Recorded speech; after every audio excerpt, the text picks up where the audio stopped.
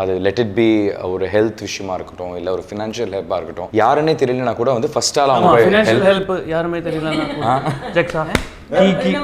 കീക്ക് ചേച്ചിക്ക് ഒരു മെസ്സേജ് അയക്കാം ഫിനാൻഷ്യൽ ഹെൽപ്പ് ചെയ്യുമെന്ന് അറിയാത്ത ആൾക്കാർക്ക് ഇൻസ്റ്റയിൽ അയക്കാം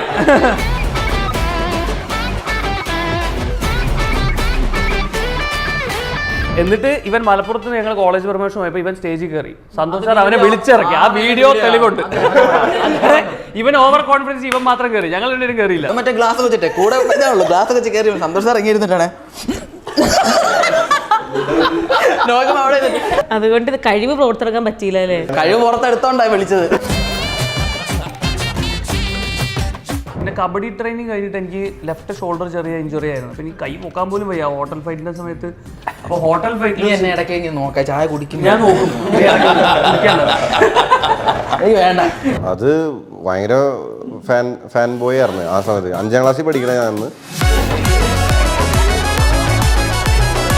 നിന്റെ കാര്യം ആരെങ്കിലും ഇവിടെ ചോദിച്ചോടാ ഞാൻ 2ലായിരുന്നു അപ്പൊ ഇവന് ജക്സനെ എനിക്ക് ഭയങ്കര ഇഷ്ടമാണ് ജിക്സിയോട് ഒരു പ്രത്യേക സ്നേഹം ഉണ്ടെന്നൊന്നുമല്ല അക്ഷയ് ശരിക്കും ഉണ്ടോ എനിക്ക് ജക്സൺ സ്വന്തം ചേട്ടനെ പോലെയാണ്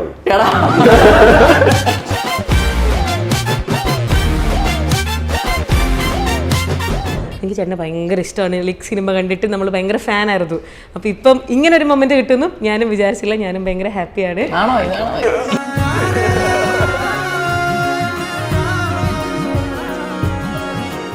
പിന്നെ പേഷ്യൻസ് ഉള്ളത് വളരെ കറക്റ്റാണ് കാരണം ഇതിനെ പോലുള്ളവരൊക്കെ സഹിക്കണ്ടേ അതും കേട്ടില്ല അല്ലേ കേട്ട് അവനെ വാതർന്ന എന്നെ എന്തെങ്കിലും പറയുള്ളൂ അറിയാം സിനിമയുടെ ഒരു പ്രൊമോഷൻ പരിപാടി പോലെ അപ്പോൾ ആദ്യമായിട്ട് ഞാൻ ചേച്ചി ഇങ്ങനെ ചുമ്മാ പറഞ്ഞോ ട്രിവാൻഡ്രത്ത് നമ്മളൊരു ഇന്റർവ്യൂ ചെയ്താൽ ശരിയാണല്ലോ